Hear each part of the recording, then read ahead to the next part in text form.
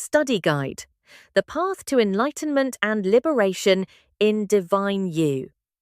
This study guide provides a comprehensive overview of the spiritual philosophy of Sri Bhagavath as presented in Divine You. The text focuses on the transition from an intellectually burdened, obstinate state to a natural child state of liberation through intellectual understanding and the abandonment of internal effort. Part 1. Short Answer Quiz Instructions.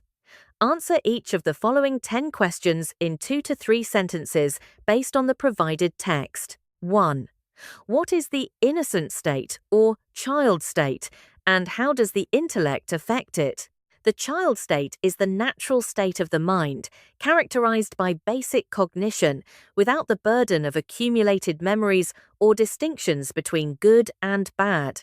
As the intellect grows, it records memories and produces discrimination, which eventually overwhelms the child state and turns the intellect into an enemy through the creation of wanted and unwanted categories.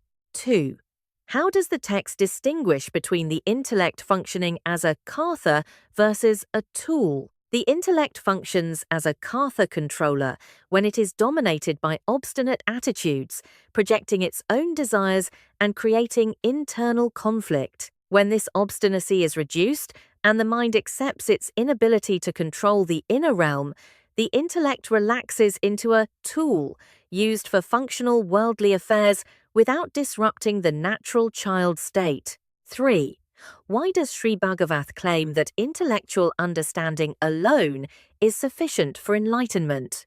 Enlightenment, or gnana, is defined as an intellectually enlightened state where the mind realizes that all internal paths are erroneous and that there is nothing to attain in the mental realm.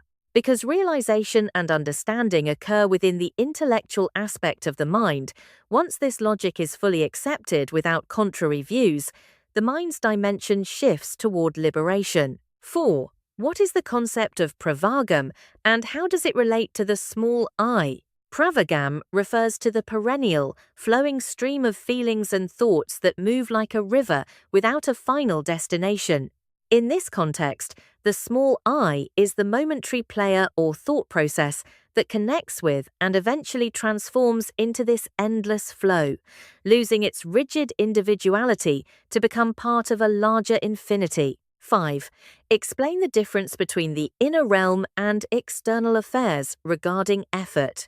The text advocates for 100% effortlessness in the inner mental realm, where feelings should be allowed to arise and vanish spontaneously without interference.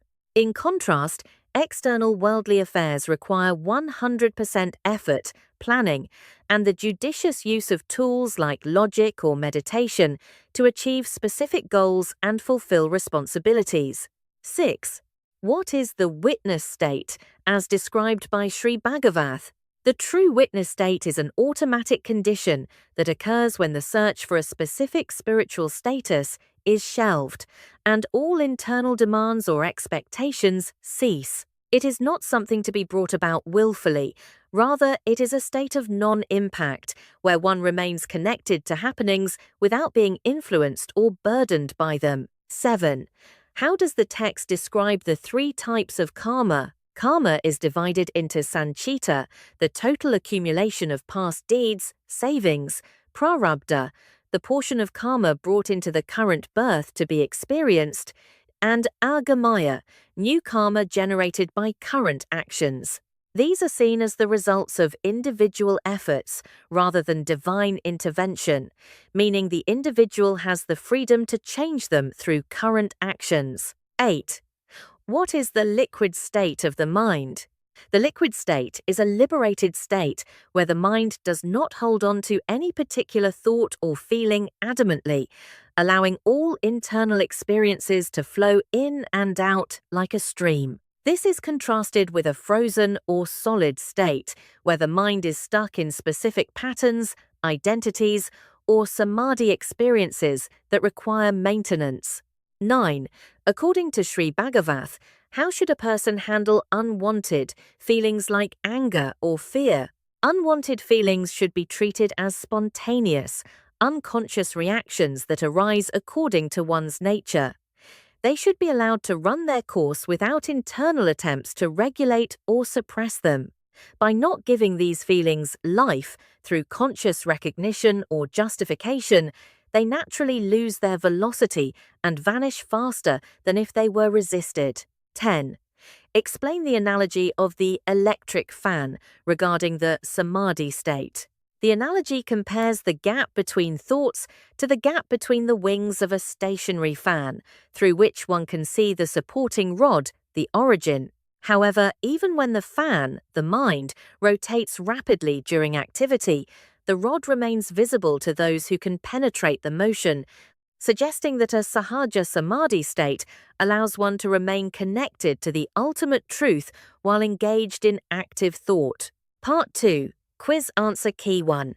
The child state, it is the natural basic cognition state. Intellect impairs it by creating discrimination and memory-based problems. 2. Kartha versus tool. A kartha is an obstinate controller.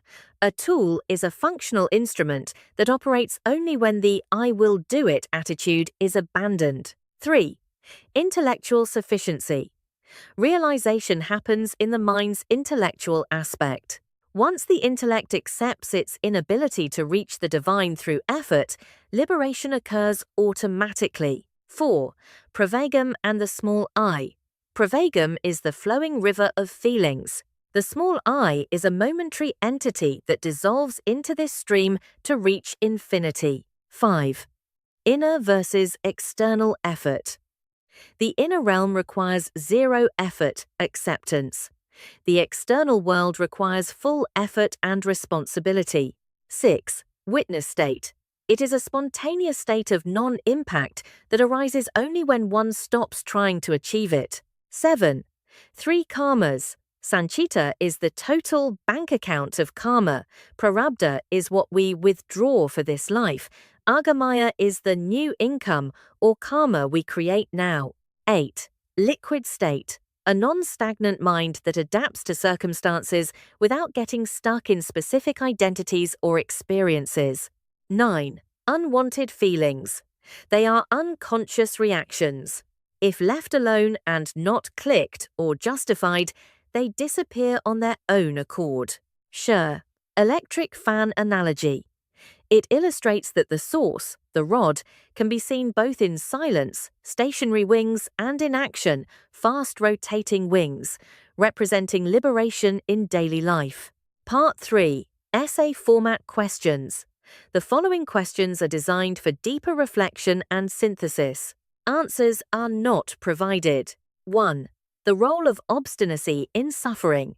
Discuss Sri Bhagavath's argument that obstinacy is the primary impediment to the natural child state. How does the abandonment of the I will do it attitude lead to what the text calls mental acceptance of total inability? 2. Comparison of spiritual masters. Contrast Sri Bhagavath's views with those of J. Krishnamurti, J.K., and Sri Ramana Maharishi as presented in the text. Specifically, analyze the 10% difference Sri Bhagavath notes between his views and JK's regarding choiceless awareness and attention. 3. The paradox of seeking liberation. Analyze the text's claim that searching for liberation is actually a searching mind that prevents liberation.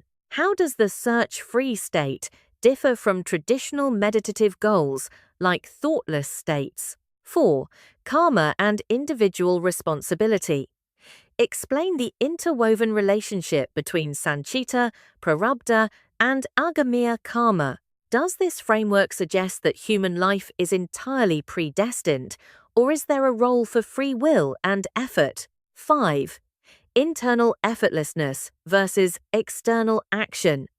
Explore the practical implications of being a Buddha inside and a warrior outside. How can an individual maintain a liquid internal state while simultaneously executing 100% effort in worldly responsibilities? Part 4. Glossary of key terms. Term definition: Agamiya karma, new karma generated during the current life through one's actions and efforts. Anushtanam, spiritual practice or disciplined religious observance. Big I, the ultimate Brahman or the soul, a perennial entity that serves as the background for the mind. Dhyana meditation, or the act of tuning and shaping the mind to achieve specific states or powers. Jnana, jnana enlightenment or realization. Specifically, the intellectual clarity that there is nothing to attain in the inner realm. Kartha, a controller or doer, a state where the intellect functions with obstinacy and ego. Laya, a state of being submerged or engrossed in a feeling or thought, such as pleasure or sorrow. Maya, illusion, literally meaning measured perception, the deception that mental boundaries are the cardinal truth. Manonasa, the dissolution of the mind, transitioning the mind from a solid, stuck state to a free-flowing liquid state. Pravagam, a stream or flow, the natural, ceaseless movement of thoughts and feelings in a liberated mind. Prarabdha karma, the specific portion of accumulated karma designated to be experienced during the current birth. Sahaja samadhi, a state of natural samadhi where one remains in a liberated, peaceful state even while the mind is active in the world. Samadhi, a meditative state of intense concentration or stillness where mental movements are nullified. Sanchita karma, the total accumulation of all past karmas, acting as a main savings of a person's deeds. Small I, the individual ego or momentary sense of self created by the current thought process. Note: this study guide is based solely on the provided excerpts from Divine You by Sri Bhagavath.